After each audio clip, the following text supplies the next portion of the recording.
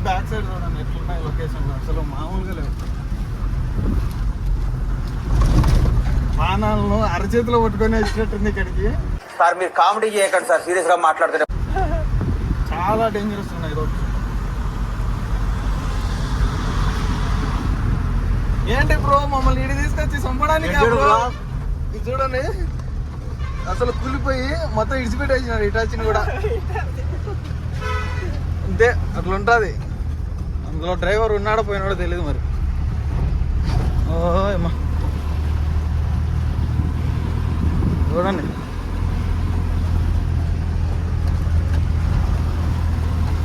అంగళ్ళు అన్నీ ఉన్నాయి.